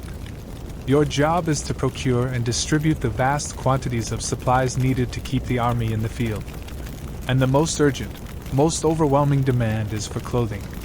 The traditional system of production, a scattered network of small tailor shops and thousands of individual seamstresses sewing by hand in their homes, is completely inadequate for this task. It is too slow, too disorganized. The war effort requires a new system. It requires mass production on a level never before seen. And the sewing machine is the only tool that can make it possible. The American Civil War was the first major conflict in history where the sewing machine played a crucial, strategic role. It was as important to the war effort as the railroad or the telegraph. You stand on the floor of a massive garment factory that has sprung up almost overnight. The room is a deafening forest of sewing machines, hundreds of them, all clattering at once. The air is thick with the smell of wool, machine oil, and human sweat. The workers are mostly women, drawn from their homes by the promise of steady wages. They are the new soldiers of the home front, and their weapon is the needle. The process is a marvel of industrial efficiency. The woolen cloth is no longer cut one layer at a time with scissors. It is laid out in huge stacks, sometimes 100 layers thick, and cut all at once with powerful, sharp, reciprocating blades, following a set of standardized patterns. This is the birth of standardized sizing. For the first time, uniforms are being produced not for an individual soldier, but in sizes: small, medium, large. These stacks of cut pieces, sleeves, collars, trouser legs, are then distributed to the sewing machine operators. Each operator specializes in a single task. One woman sews only sleeves onto shirt bodies. The next one down the line sews only collars. Another does buttonholes. It is an assembly line for clothing, a system of production that dramatically increases speed and efficiency. A single factory like this can churn out thousands of uniforms a week. Historians of the Civil War still debate the impact of this new industrial system on the outcome of the conflict. The North, with its superior manufacturing base, was able to adopt this factory system much more quickly and effectively than the agrarian South. While Southern women patriotically sewed homespun uniforms by hand, the North was building an industrial juggernaut that could equip its soldiers on a massive scale. The Union soldier was, on the whole, better and more consistently clothed than his Confederate counterpart. The sewing machine didn't win the war, but it gave the North a significant and sustained logistical advantage. Here's a quirky and telling detail about this new system. The quality of these mass-produced uniforms was often notoriously shoddy. The factory owners, driven by profit and the urgency of government contracts, cut corners. They used poor quality thread, they demanded impossible quotas from their workers, and the seams were often not as strong as they should have been. The soldiers often complained of their uniforms falling apart after only a few weeks of hard campaigning. This gave rise to a new industry of private tailors and seamstresses who would follow the armies, mending and reinforcing the factory-made garments for a small fee. You watch the river of blue wool flow through the factory. The sewing machine, an invention once feared for its potential to destroy jobs, has now become a vital engine of the war economy, creating thousands of new ones. It has transformed the lives of the women working here, giving them a new, if grueling, form of economic independence. It has transformed the very nature of military logistics. The simple, rhythmic clatter of the machine has become the sound of a nation at war, a sound just as important as the roar of a cannon or the beat of a drum. Each stitch is a contribution to the cause, a small act of industrial power that, when multiplied by millions, helps to sustain a vast and hungry army. The humble sewing machine has proven itself to be a powerful and indispensable weapon of modern warfare. The sewing machine has proven its industrial might in the crucible of war. It has demonstrated its social impact by transforming the middle-class home. But we have been talking about the machine as if it were a single, monolithic entity. We have focused on the needle and the stitch, but we have overlooked a fundamental question: what makes it go? In a world before the simple wall outlet, before the flick of a switch, powering your revolution was a challenge in itself. Let's step back in time a little, to the era when the machine is first entering the home and the small workshop. You are the proud new owner of a Singer or a Wheeler and Wilson machine. The salesman has left, the installment plan papers are signed, and the gleaming black and gold machine sits in your parlor. There is no cord. There is no plug. So how do you start the engine? The answer lies beneath the table. You sit down at the machine and your feet find a wide, flat pedal, a cast iron plate often decorated with an ornate floral pattern. This is a treadle. It is connected by a long metal rod, a pinion arm, to a large, heavy flywheel. The flywheel, in turn, is connected by a long leather belt to a small pulley on the machine itself. Your power source is you. You begin the process. You give the flywheel a gentle push with your hand to get it started in the right direction. Then you begin to pump the treadle with your feet, a rhythmic, back and forth rocking motion, toe to heel. The flywheel begins to turn, its momentum smoothing out the jerky motion of your feet into a steady, continuous rotation. The leather belt whirs, the pulley on the machine spins, and the machine comes to life with its familiar clack clack clack. Learning to use a treadle is a skill in itself. It is a full-body experience. You must coordinate the motion of your feet with the guiding of the fabric with your hands. To go faster, you pump faster. To slow down for a tricky corner, you ease off the pressure. To stop, you use your hand to brake the flywheel. It is like learning to drive a manual transmission car, a delicate dance of clutch and accelerator, but with your feet. The treadle-powered sewing machine was a masterpiece of ergonomic design and mechanical efficiency, converting human motion into precise machine work without any external power source. But the treadle was not the only option. What if you didn't have space for a large, dedicated sewing table? What if you needed your machine to be portable? For this, there was another solution: the hand crank. You now have a different model. It is a smaller machine, designed to sit on a kitchen table. It comes in a beautiful, curved wooden case, often called a bentwood, or coffin top, case. You lift the machine out and secure it to the table's edge with a small clamp. On the right side of the machine, where the flywheel would be on a larger model, there is a small, spoked wheel with a neat, fold-out handle. You now face a new challenge. You must turn the crank with your right hand to power the machine, while guiding the fabric with only your left. This is significantly more difficult. Sewing a straight seam is manageable, but curves and corners become a frustrating, one-handed juggling act. The hand crank machine is a marvel of portability, but it is a step down in usability. It was often cheaper, and very popular in places like Great Britain, where homes were often smaller than in America. Historians of technology still debate the geographic and cultural reasons for the dominance of the treadle in America versus the hand crank in Europe. Was it a matter of American homes having more space for a dedicated sewing table? Was it a difference in marketing by the major companies? Or was there a deeper cultural preference, the American love for powerful, efficient, two-handed operation versus a European appreciation for compact, storable convenience? Here's a quirky detail that speaks to the pride people took in these machines. Many women would customize their treadle tables. They would sew special, decorative, treadle tidies, fabric pockets that hung on the side of the machine's iron frame to hold scissors, thread, and other notions. It was a way of personalizing and domesticating this piece of industrial equipment, of making the machine truly their own. You sit at your treadle machine, the rhythmic rocking of your feet a familiar, soothing motion. The whir of the belt and the click of the needle are the sounds of productivity. You are the engine. The machine is a direct extension of your own body, translating the power of your legs into thousands of perfect, tiny stitches. This was the state of sewing machine power for over half a century. From the 1850s well into the early 20th century, machines were powered by the human body. The electric motor, when it finally arrived, would offer a new level of speed and convenience.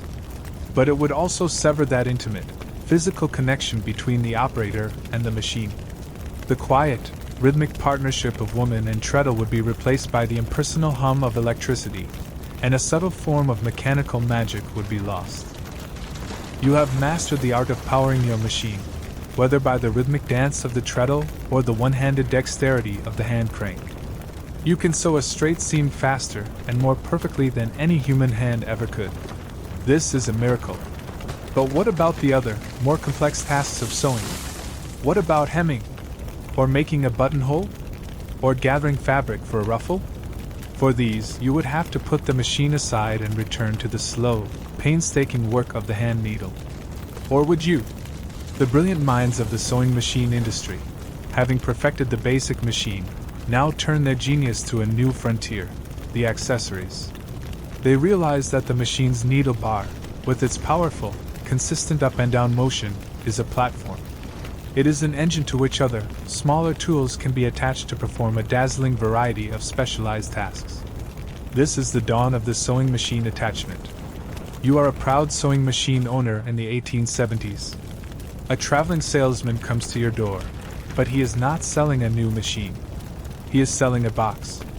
A small, often beautifully decorated tin or wooden box, filled with what looks like a collection of strange, metallic insects. These are the attachments, and they promise to turn your sewing machine from a simple seamer into a versatile garment-making factory.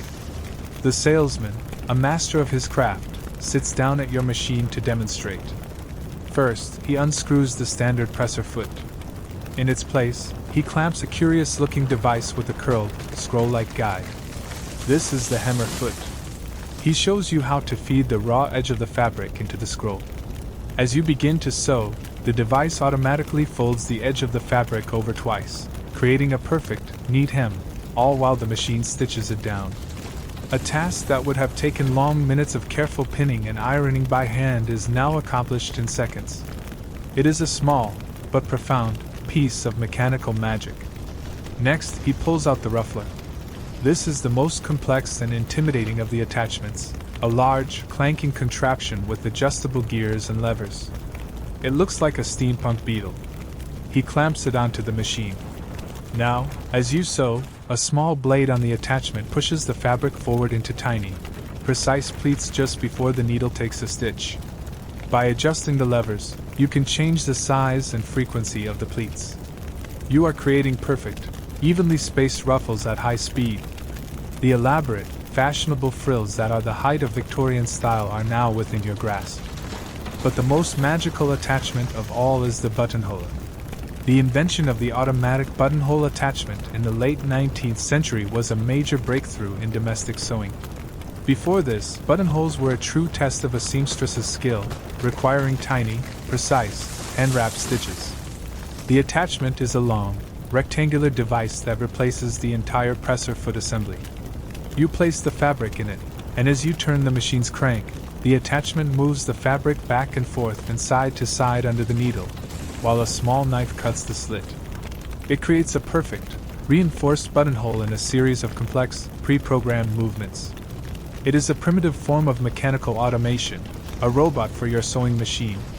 Historians of domestic technology still debate the true usability of some of these early, complex attachments. While the basic hemmers and binders were simple enough, the buttonholes and rufflers were often finicky, difficult to set up, and came with bafflingly complex instruction manuals. Were they genuine labor-saving devices? Or were they clever marketing tools, sold to women with the promise of advanced capabilities that were rarely ever used? They were likely a bit of both, genuinely useful for the skilled, dedicated seamstress, but a source of frustration for the average user. Here's a quirky detail.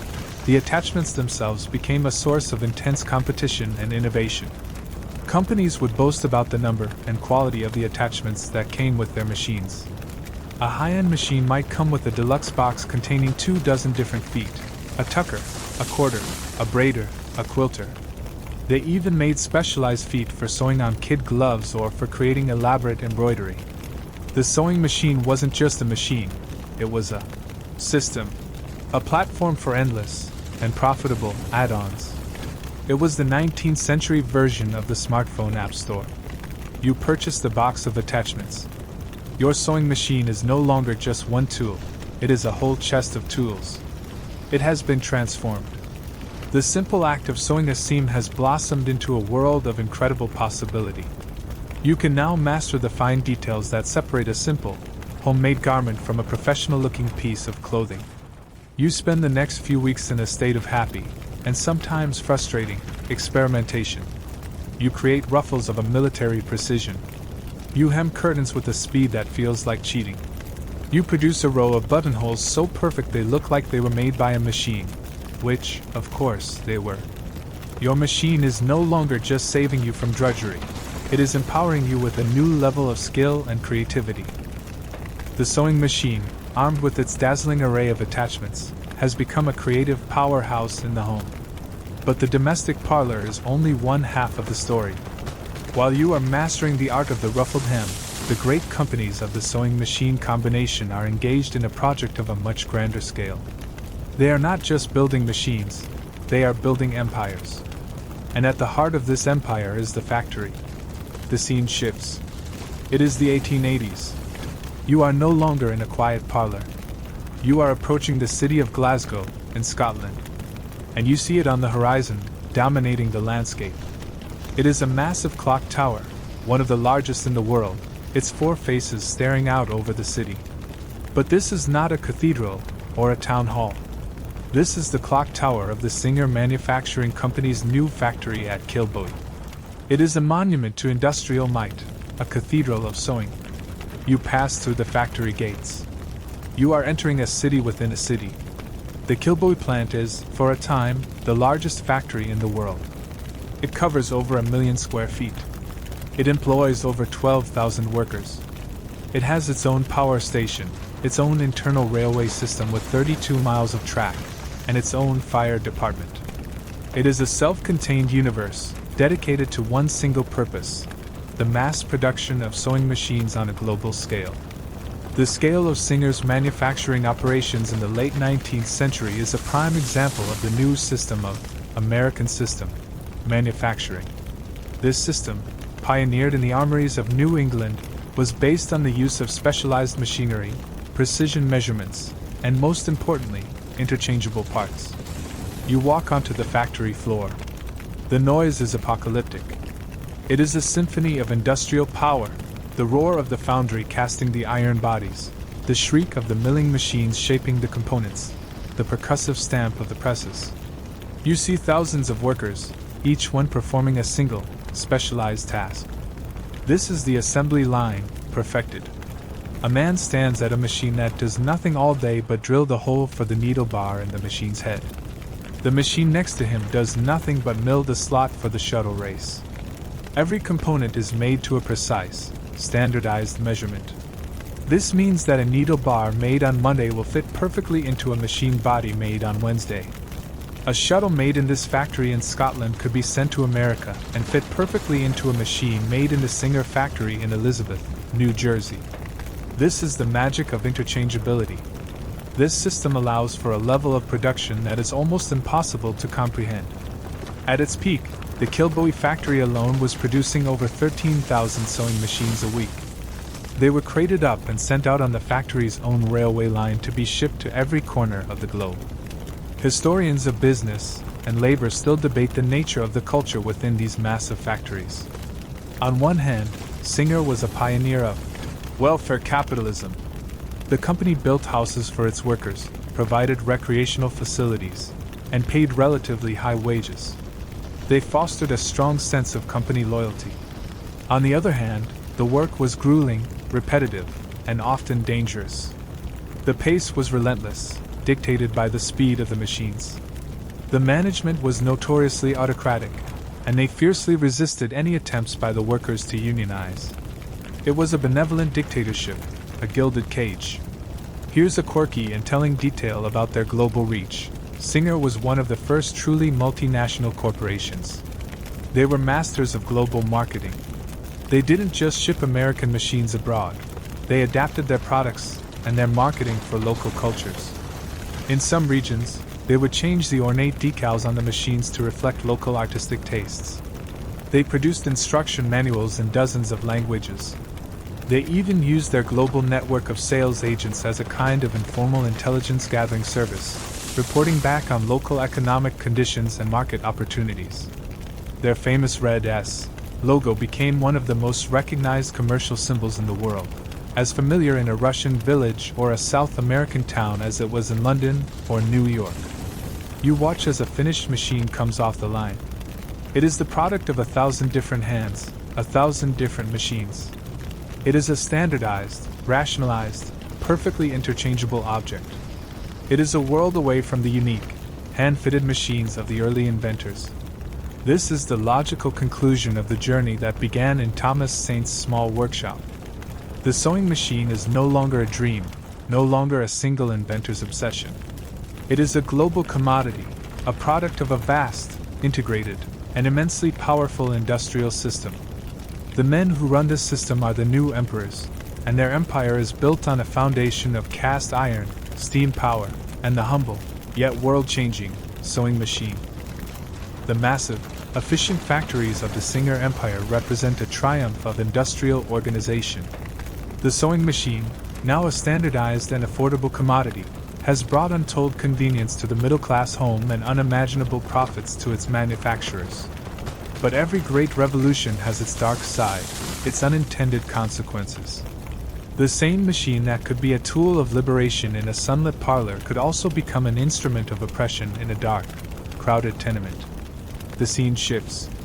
You are no longer in a marvel of modern manufacturing. You are in a cramped, poorly lit apartment in New York's Lower East Side or London's East End at the turn of the 20th century. The air is stale, thick with the smell of unwashed bodies, cheap coal smoke, and boiled cabbage. This is a sweatshop. And the sewing machine is its engine. You are a recent immigrant, a woman who has come to the new world with a heart full of hope, only to find yourself trapped in a new kind of servitude. You sit at a sewing machine, a cheap, battered model, not the gleaming centerpiece of a parlor. It is one of several machines crammed into the small room, operated by other women, your neighbors, your sisters in misery. The work is not for your own family. You are not making a pretty dress for your daughter. You are a piece worker. A finisher. A contractor has dropped off a massive bundle of pre-cut garment pieces, shirtwaists, perhaps, or men's trousers. Your job is to assemble them as quickly as humanly possible. You are paid by the piece, a few cents for each finished garment. The rhythmic clack-clack-clack of the machine is not a sound of domestic productivity. It is the sound of a relentless, unforgiving clock. You must sew faster, always faster. There are no breaks. You eat your meager lunch of bread and soup at your machine. You work late into the night, your children sleeping in a corner of the same room, the roar of the machines the only lullaby they know. The machine, the tool that promised to save labor, has, in this context, become a tool to intensify it. It allows the contractor, the sweater, to demand a level of output that would have been physically impossible in the age of hand sewing. The machine doesn't get tired. It doesn't need to rest. And the women who operate them are expected to match its mechanical endurance. The rise of the sweatshop in the late 19th and early 20th centuries is the dark shadow of the sewing machine's success. Social reformers and journalists of the era, like Jacob Riis in America, documented the horrific conditions in these tenement workshops. The long hours, the pitiful wages, the unsafe and unsanitary environments. This was the grim reality of the garment industry for hundreds of thousands of workers. Historians of labor and immigration still debate the complex role of the sewing machine in this system. Was the machine the cause of the sweatshop, or was it merely a tool used within a pre-existing system of exploitation? The system of subcontracting and piecework existed before the machine, but the machine amplified its worst tendencies. It allowed for a greater division of labor and a faster pace of work, which in turn drove down the wages paid for each individual task. The machine made the exploitation more efficient. Here's a quirky, but heartbreaking detail of this world, the machine itself was often a source of dead peonage. Many immigrant families, desperate for a source of income, would buy a sewing machine on an installment plan from the very contractor who was giving them work. The high interest payments for the machine would be deducted directly from their meager earnings.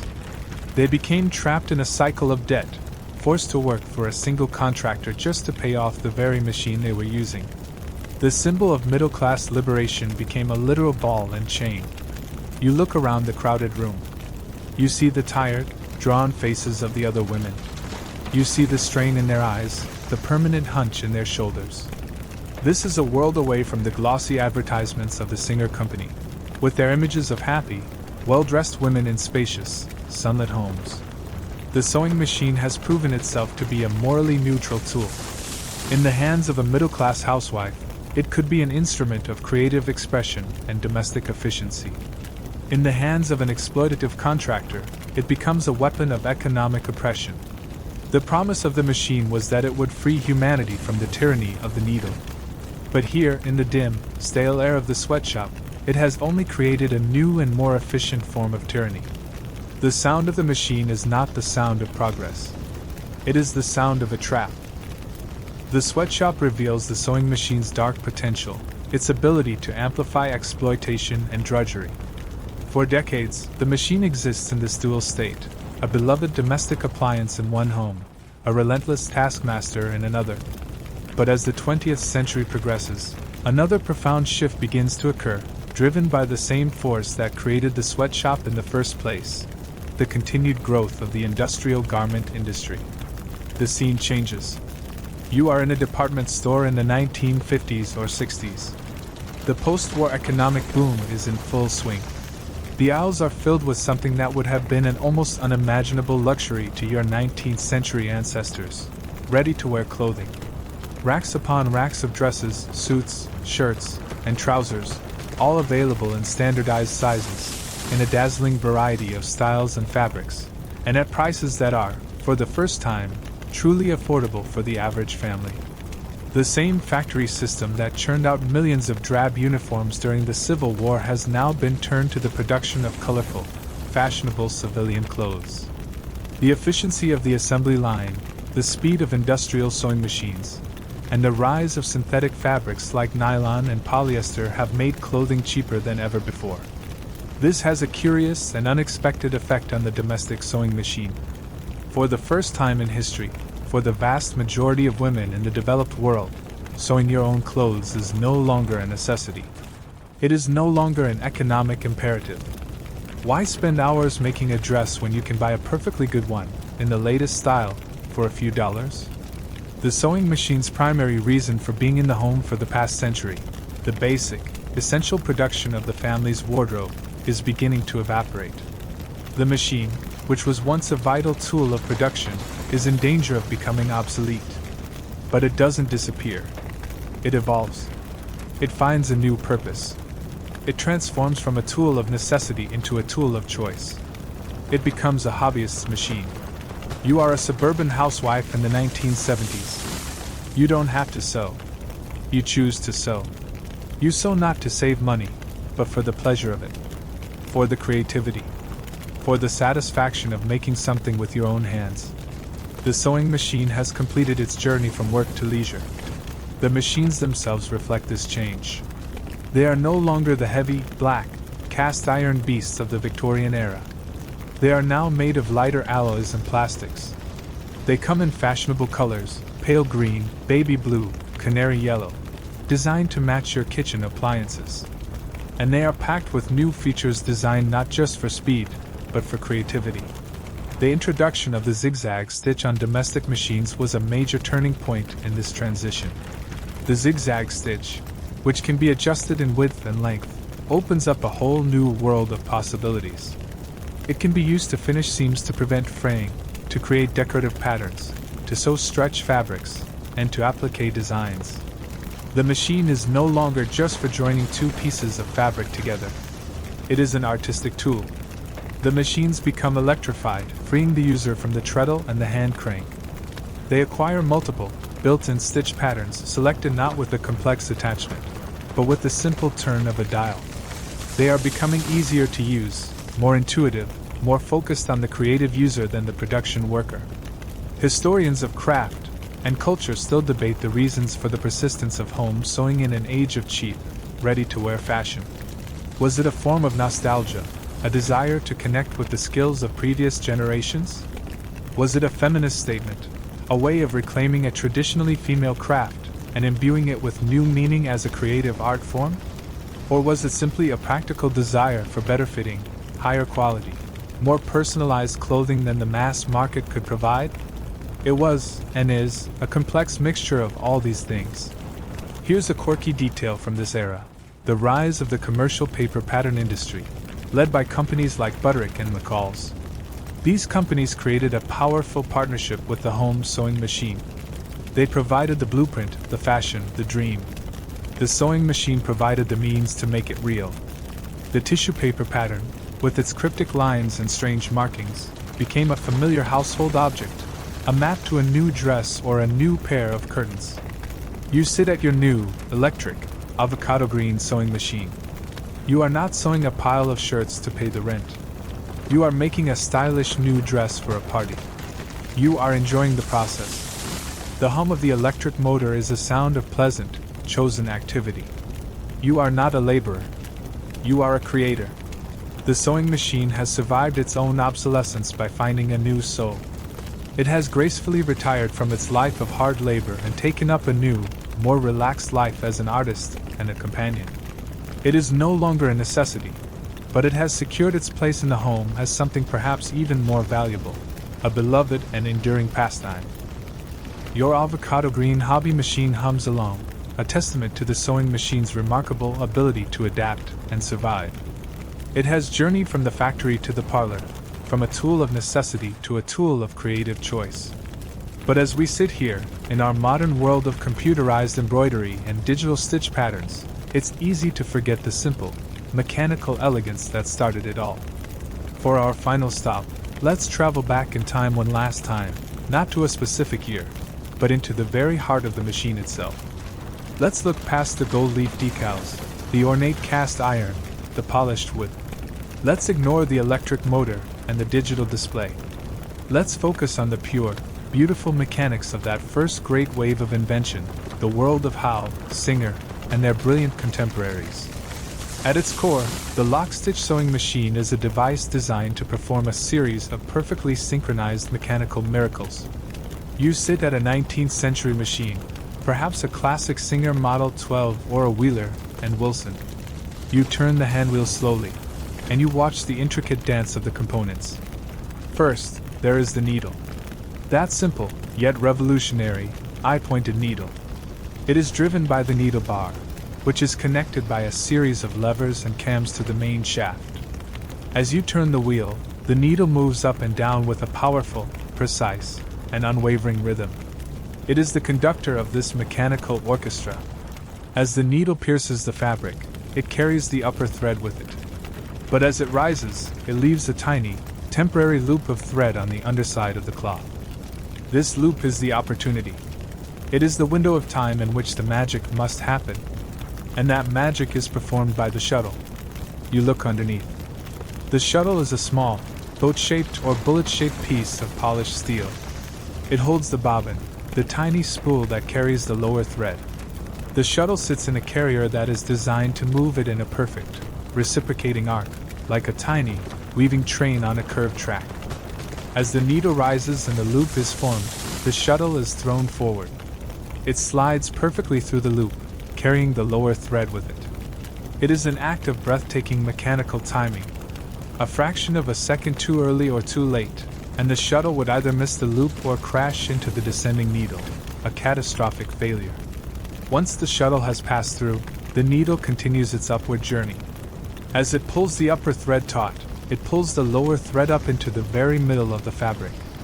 At the same time, a separate mechanism, the thread take-up lever, an arm that bobs up and down with the needle, performs its own crucial function. It pulls the slack from the upper thread, setting the stitch firmly and preparing the thread for the next cycle. The lock stitch is formed. Locked. Secure. But the dance is not over. The fabric must move forward by a precise, consistent amount. This is the job of the feed dogs. You see them just under the needle, two small, serrated bars of metal. As the needle lifts out of the fabric, the feed dogs rise up through slots in the throat plate.